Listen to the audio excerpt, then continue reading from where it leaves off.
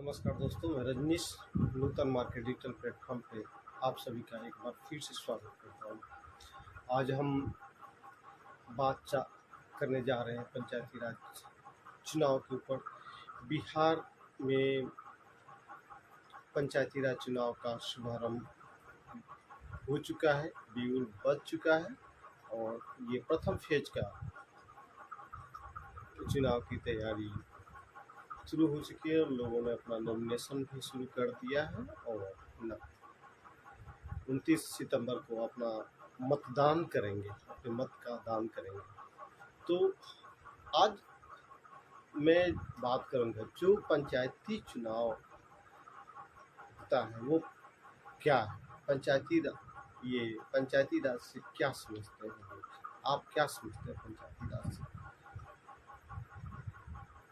क्योंकि पंचायती राज व्यवस्था एक निचले लोकतंत्र की एक निचली सबसे व्यवस्था है, जो गांव घरों में रहने वाले या शहर में रहने वाले लोगों की व्यवस्था है। शहर में वो वार्ड कमिश्नर, वार्ड नगर निगम, नगर पंचायत के हिसाब से होता है, गांव में ग्राम पंचायत के हिसाब से होता है।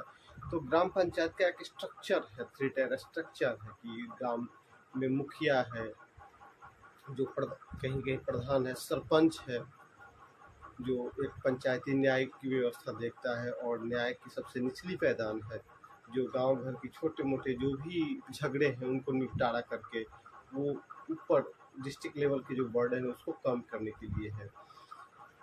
और तीसरा उसमें एक जिला परिषद है जो 6-7 पंचायतों को मिला करके एक ये उनका स्ट्रक्चर है। एक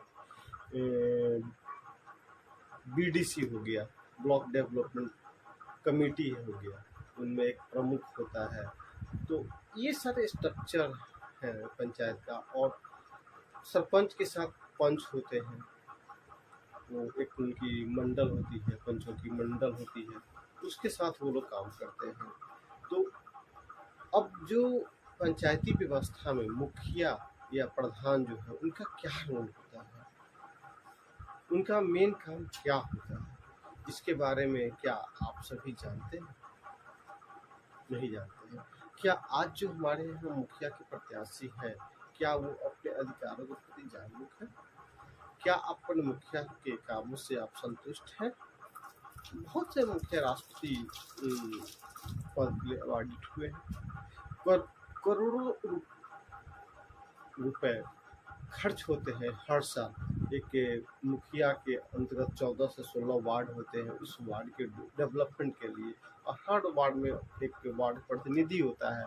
वार्ड प्रतिनिधि मिल करके एक कमेटी बनाती है, उसमें उप मुखिया का चुनाव होता है, जो कि वार्ड मेंबर में से ही एक उप मुखिया होता है। और इस तरह से मुखिया के जो काम है, अधिकार है, उनको वार्डों के हिसाब से किया जाता है और मुखिया के पास जो भी फंड होता है वो अपने वार्ड के काम के हिसाब से बंटवारा किया जाता है। क्या उस स्तर पे काम होता है? अगर उस स्तर से अभी तक काम हुआ होता तो क्या आपको लगता है कि गांव इतना पिछड़ा होता? गांव में वो गंदगी, आज हम कहते हैं कि गांव में गंदगी है, केंद्र सरकार नहीं कर रही है। केंद्र सरकार या राज्य सरकार गांव की गंदगी के लिए नहीं है। केंद्र सरकार आपको देश के नीति निर्देशन के लिए है, राज्य के विकास के लिए राज्य सरकार है और ग्राम के विकास के लिए पंचायत राज है। तो गांव की जो छोटी छोटी समस्याएं है वो पंचायती राज व्यवस्था के द्वारा ही दूर की जाती है। और यही एक लोकतांत्रिक व्यवस्था है जो नीचे के स्तर के जो भी कमियां हैं उनको दूर किया जाए। तो एक मुखिया का मेन काम यही होता है कि अपने मंत्रिमंडल, माने उसकी जितने वार्ड हैं सबसे मिल के हर वार्ड में क्या क्या काम है विकास के, क्या कमी है क्या बेसी है, उसको ध्यान में रखते हुए पूरे 5 साल में अपने पंचायत का विकास करना।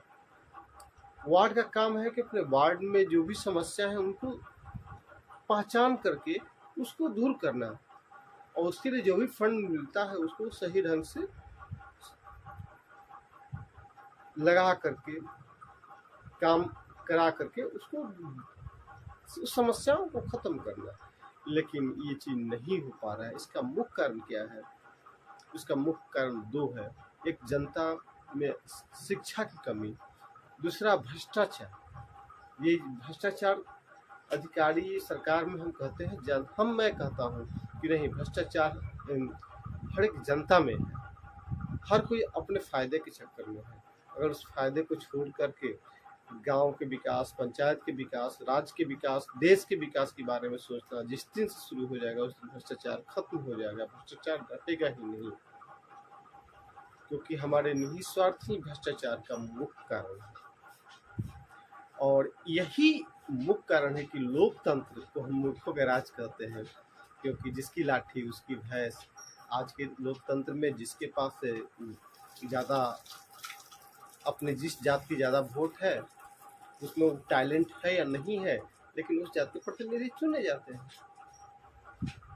अगर टैलेंट के आधार पे उनकी हम चुनाव करते हैं, जात पात से उठ करके, वर्ग संप्रदाय से हम उठ करके काम करते हैं, तो निश्चित रूप से राज्य का विकास होगा। और तो आप, एक सरपंच का क्या, अब आते हैं हम सरपंच के ऊपर। एक सरपंच का क्या रोल है? सरपंच का रोल है गांव के छोटे मोटे जो भी घर घर के झगड़े हैं, जो सिविल कोर्ट, दीवानी, फौजदारी और जमीन जायदाद से रिलेटेड जितनी भी समस्याएं हैं, उस सबको आइडेंटिफाई करके अपने स्तर पे उसको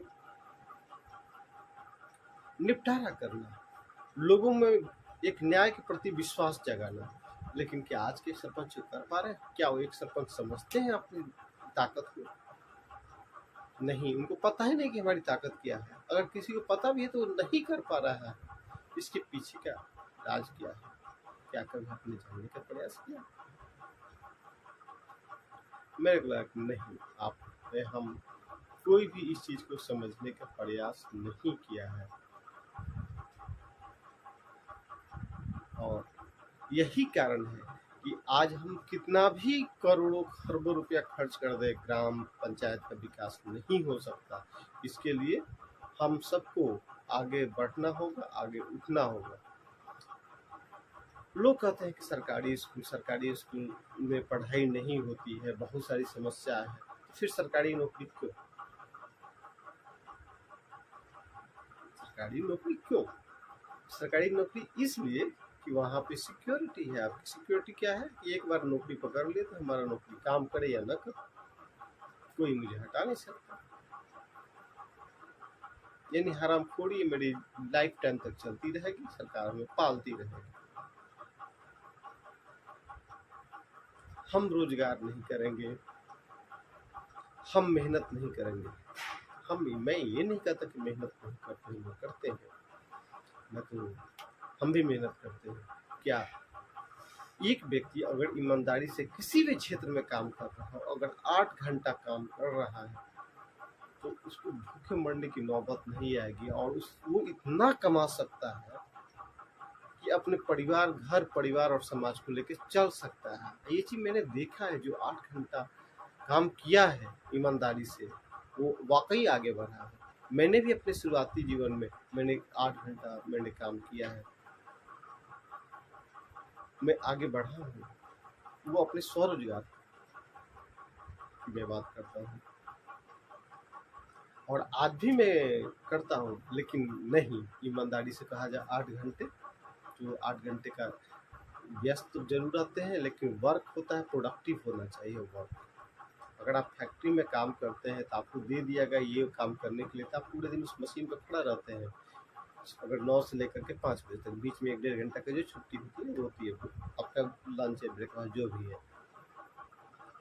उसका क्या आउटपुट निकल के आता है। तो इसी तरह से आप किसी काम, अगर हम सेल्स में है, हमें क्लाइंट्स को मीट करना है, तो हमें 8 घंटे, एक क्लाइंट्स के पास हम एवरेज आधा घंटा से 45 मिनट हम समय देते हैं, तो 45 मिनट यानी 8 घंटा।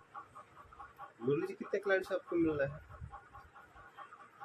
अगर आप अपने क्लाइंट से पर डे नहीं मिल पाते हैं, नए लोगों से नहीं मिलते हैं, यानी आपने 8 घंटा का वर्क नहीं किया। कम से कम एक व्यक्ति पूरे दिन में अगर एक के ऊपर आधा से 45 मिनट काम समय देता है, तो कम से कम 10 से 12 लोगों से मिलेगा। अगर 10 से 12 लोगों से मिलेगा तो उसको आउटपुट मिलेगा वहाँ से। अगर आउटपुट नहीं मिलेगा, एक नेटवर्क मार्केटिंग की ही बात करते हैं, और बंदा नेटवर्क मार्केटिंग में ही काम करता है। तो उसमें जो बंदा मैंने देखा, अपने आंखों से देखा, मेरे साथ का लड़का है, वो एक नौकरी की तरह अपने उसको लिया, अपने व्यवसाय को प्रोफेशनल ढंग से किया। आज वो वाकई अच्छा कमा रहा है, कर रहा है। आज वो अपने 10 साल के कैरियर में वो सब कुछ पा लिया जो हम सभी उसके लिए ललायत रहते हैं। तो यही बात है कि पंचायती राज व्यवस्था हर निचले वर्ग, माने देश की जो स्ट्रक्चर है, जो लोकतांत्रिक व्यवस्था है, वो ग्रामीण लोकतंत्र की बात करता है पंचायती राज व्यवस्था। और ग्रामीण लोकतंत्र में हम गांव के विकास, पंचायत के विकास में वो योगदान करता है। ग्राम पंचायत जब विकास करेगा तो एक जिला का विकास होगा, जब जिला विकास करेगा तो राज्य का विकास होगा, राज्य का विकास होगा तो एक देश का विकास होगा, और इस तरह से राज्य और देश समृद्धि होगी। तो इसलिए हम सभी मतदातागण से या जनता जनार्दन से मैं आग्रह करूंगा, आप लोग सही मत, अपने मताधिकार का प्रयोग करके सही प्रतिनिधि चुनने का प्रयास करें, जो आपके सुख दुख में रहे। और सुख दुख के साथ मतलब आपका निजी स्वार्थ नहीं, आपके पंचायत, आपके गांव के विकास, आपकी गांव की समस्याओं को समझे और उसके विकास की बात करें। बहुत बहुत धन्यवाद।